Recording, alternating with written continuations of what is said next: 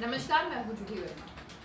पश्चिम बंगाल में नरेंद्र मोदी जी की सभाएं थी, वो कूच बिहार और हावड़ा में थे। इससे एक दिन पहले तक वो इन हमलों का जवाब दे रहे थे, इन हमलों को झेल रहे थे कि उन्होंने मुख्यमंत्री ममता बनर्जी को दीदी क्यों कहा। आपत्ति इस बात पे थी टीएमसी की महिला लीडर्स को कि जिस अंदाज में दीदी कहा जा रहा है वो सम्मान से ज्यादा मजाक लग रहा है। तो इसके बाद प्रधानमंत्री नरेंद्र मोदी ने क्या किया? जाहिर तौर पर उन्होंने दीदी कहना बंद नहीं किया, आदरणीय दीदी के साथ उन्होंने वही संबोधन रखा।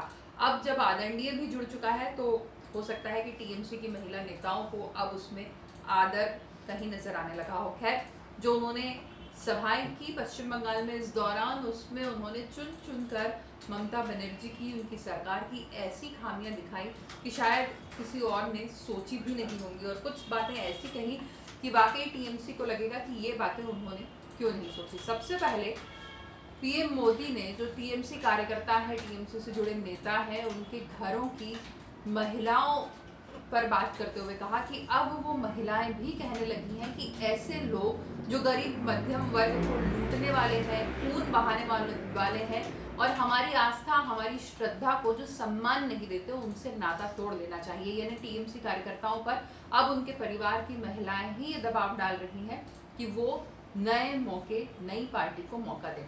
इसके अलावा उन्होंने, पीएम मोदी ने ममता बनर्जी के एक डर को और उजागर किया कि ये डर अब ये है कि इस बार मुस्लिम वोट बैंक भी ममता बनर्जी के साथ नहीं है। और ये डर इसलिए नजर आता है क्योंकि ममता बनर्जी ने हाल ही में मुसलमानों से एकजुट होकर वोटिंग करने की अपील की है और कहा है कि अपना वोट मत बांटो।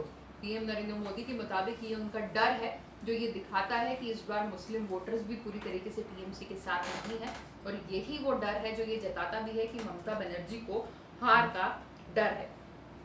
इसके अलावा जिस तरीके से गुस्सा जाहिर कर रही है ममता बनर्जी, पीएम मोदी ने कहा कि दीदी, आपका गुस्सा, आपकी नाराजगी, आपका व्यवहार, आपकी वाणी, इन सबको देखकर कोई तजुर्बेकार ही नहीं, कोई बच्चा भी ये बता सकता है कि आप चुनाव हार रही हैं।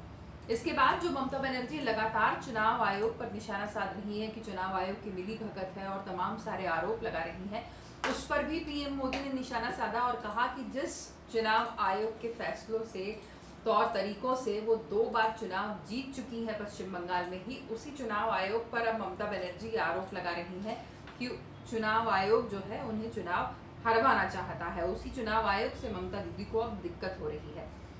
इसके बाद मोदी ने वहां पर थोड़ा सा इमोशनल टच देने की भी पूरी कोशिश की। पश्चिम बंगाल को धन्यवाद दिया कि आज बीजेपी का स्थापना दिवस है और पश्चिम बंगाल की माटी से ही बीजेपी का उदय हुआ है। जो संस्कार बीजेपी में आए हैं, जो प्रेरणा और जो निरंतर ऊर्जा के साथ काम करने की शक्ति बीजेपी में आई है, वो पश्चिम बंगाल की वजह से ही आई है। इसके बाद पीएम मोदी ने तमाम सारी बातों पर भी, जो हिंदू वोटर्स का मुद्दा है, भगवान का मुद्दा है, श्री राम के नारे का मुद्दा है, तमाम बातचीत की और ममता बनर्जी को ये ताकीद करना नहीं भूले कि भगवान का नाम जपने से कुछ नहीं होगा। और इस बार चुनाव में जो भगवान है वो जनता जनार्दन है और वही अपना फैसला कर चुकी है। और ये फैसला शायद यही होगा कि ममता बनर्जी की इस बार हार तय है। अब देखना ये है कि ये जो कमियां गिनाई हैं पीएम मोदी ने, ये सिर्फ बीजेपी को ही नजर आती है या पश्चिम बंगाल को भी नजर आती है, और उसके बाद आगे आने वाले चरणों पर इसका कुछ असर वोटिंग पर नजर आता है। नमस्कार।